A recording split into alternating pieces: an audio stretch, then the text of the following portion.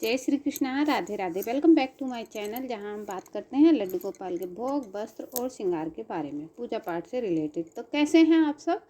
उम्मीद करती हूँ आप सब बहुत अच्छे होंगे और ठाकुर जी की कृपा आप सब पर यूं ही बनी रहे। आप सब यूं ही हंसते मुस्कुराते रहें, स्वस्थ रहें, मस्त रहें।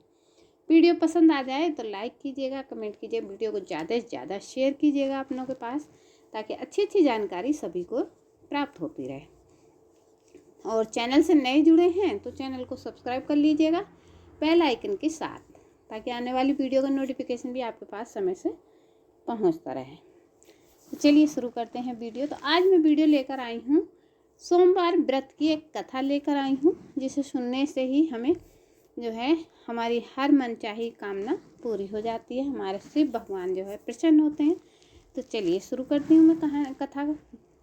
एक समय श्री महादेव जी पार्वती के साथ भ्रमण करते हुए मृत्यु लोक में अमरावती नगरी में आए। वहाँ के राजा ने शिव मंदिर बनवाया था, जो कि अत्यंत भव्य और रमणीक था तथा मन को शांति पहुँचाने वाला था। भ्रमण करते समय शिव पार्वती वहाँ पर ठहर गए। पार्वती ने कहा, हे नाथ, आओ आज इसी स्थान पर चौसर पासे खेलें। खेल प्रारंभ हुआ। शिव जी कहने लगे, मैं जीतूंगा। इस प्रकार उनकी आपस में वार्तालाप होने लगी। उस समय पुजारी जी पूजा करने आए। पार्वती जी ने पूछा, पुजारी जी बताइए, जीत किसकी हुई? तो पुजारी जी बोले, इस खेल में महादेव जी के समान कोई दूसरा पारंगत नहीं हो सकता, इसीलिए महादेव जी ही यह बाजी जीतेंगे। परंतु हुआ उल्टा, जीत पार्वती जी की हुई। अतः पार्वती जी ने पुजारी जी को कोढ़ी होने का श्राप दे दिया कि तूने मिथ्या भाषण किया है। अब तो पुजारी कोढ़ी हो गया। शिव पार्वती जी दोनों वापस चले गए। कुछ समय पश्चात अप्सराएं पूजा करने आईं। अप्सराओं ने पुजारी के उसके कोढ़ी होने के कारण पूछा। पुजारी से पूछा कि आपके कोढ़ी होने का क्या कारण है? पुजारी ने सारी बातें उन्हें बता दी। अप्सराएं कहने लगी, पुजारी जी, आप 16 सोमवार का व्रत करें तो शिव जी प्रसन्न होकर आपका संकट दूर करेंगे। पुजारी जी ने अप्सराओं से व्रत की विधि पूछी। अप्सराओं ने व्रत करने और व्रत के उद्यापन करने की संपूर्ण विधि बता दी। पुजारी जी ने विधि पूर्वक श्रद्धा भाव से व्रत प्रारंभ किया और अंत में व्रत का उद्यापन भी किया। व्रत के प्रभाव से पुजारी जी रोग मुक्त हो गए। कुछ दिनों बाद शंकर पार्वती जी पुनः उस मंदिर में आए तो पुजारी जी को रोग मुक्त देखकर पार्वती जी ने पूछा, मेरे दिए हुए श्राप से मुक्ति पाने का तुमने कौन सा उपाय किया? पुजारी जी ने कहा, हे माता, अप्सराओं द्वारा बताए गए 16 सोमवार के व्रत करने से मेरा यह कष्ट दूर हुआ है। पार्वती जी ने 16 सोमवार का व्रत किया। पार्वती जी ने भी 16 सोमवार का व्रत किया, जिससे उनसे रूठे हुए कार्तिकेय भी अपनी माता से प्रसन्न होकर आज्ञाकारी हुए।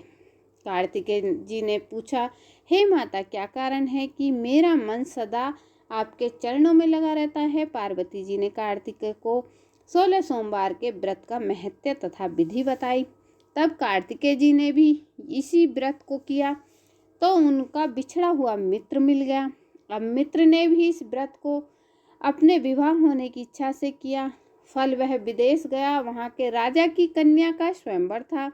राजा ने प्रण किया था कि हथिनी जिस व्यक्ति के गले में वरमाला डाल देगी, उसी के साथ राजकुमारी का विवाह करूँगा। यह ब्राह्मण मित्र भी स्वयंवर देखने की इच्छा से वहाँ एक ओर जाकर बैठ गया। हथनी ने इसी ब्राह्मण मित्र को माला पहनाई तो राजा ने बड़ी धूमधाम से अपनी राजकुमारी का विवाह उसके साथ कर दिया। तत्पश्चात दोनों सुखपूर्वक रहने लगे। एक दिन राजकन्या ने पूछा, हे नाथ, आपने कौन सा पुण्य किया था जिससे हथनी ने आपके गले में वरमाला पहनाई? ब्राह्मण पति ने कहा, मैंने कार्तिकेय जी द्वारा बताए अनुसार 16 सोमवार का व्रत पूर्ण विधि विधान सहित श्रद्धा भक्ति से किया। फल के कारण मुझे तुम्हारे जैसी सौभाग्यशाली पत्नी मिली। अब तो राजकन्या ने भी सत्य पुत्र प्राप्ति के लिए व्रत किया और सर्वगुण संपन्न पुत्र प्राप्त किया। बड़े होकर पुत्र ने भी राज्य प्राप्ति की कामना से 16 सोमवार का व्रत किया। राजा के देवलोक होने पर इसी ब्राह्मण कुमार को राजगद्दी मिली। फिर भी वह इस व्रत को करता रहा। एक दिन उसने अपनी पत्नी से पूछा, सामग्री शिवालय ले चलने को कहा। अपनी पत्नी से पूजा सामग्री शिवालय ले चलने को कहा तो परंतु उसने पूजा सामग्री अपनी दासियों द्वारा भिजवा दी। जब राजा ने पूजन समाप्त किया तो आकाशवाणी हुई कि हे राजा, तुम इस पत्नी को त्याग दो, नहीं तो राजपाट से हाथ धोना पड़ेगा। प्रभु की आज्ञा मानकर उसने अपनी पत्नी को महल से निकाल दिया। तब वह अपने भाग्य को कोसती हुई एक बुढ़िया के पास गई और अपना दुखड़ा सुनाया तथा बुढ़िया को बताया, मैं पूजन सामग्री राजा के कहे अनुसार शिवालय में नहीं ले गई और राजा ने मुझे निकाल दिया। बुढ़िया ने कहा, तुझे मेरा काम करना पड़ेगा। उसने स्वीकार कर लिया। तब बुढ़िया ने सूत की गठरी उसके सिर पर रखी और बाजार भेज दिया। रास्ते में आंधी आई तो सिर पर रखी गठरी उड़ गई। बुढ़िया ने डांट कर उसे भगा दिया। अब रानी बुढ़िया के यहाँ से चलते चलते एक आश्रम पहुँच गई। गुसाई जी उसे देखते ही समझ गए कि यह उच्च घराने की अबला विपत्ति की मारी है। वे उसे धैर्य बंधाते हुए बोले, बेटी तू मेरे आश्रम में रहकर किसी प्रकार की चिंता मत कर। रानी आश्रम में रहने लगी, परंतु जिस वस्तु को वह हाथ लगाती वह वस्तु खराब हो जाती।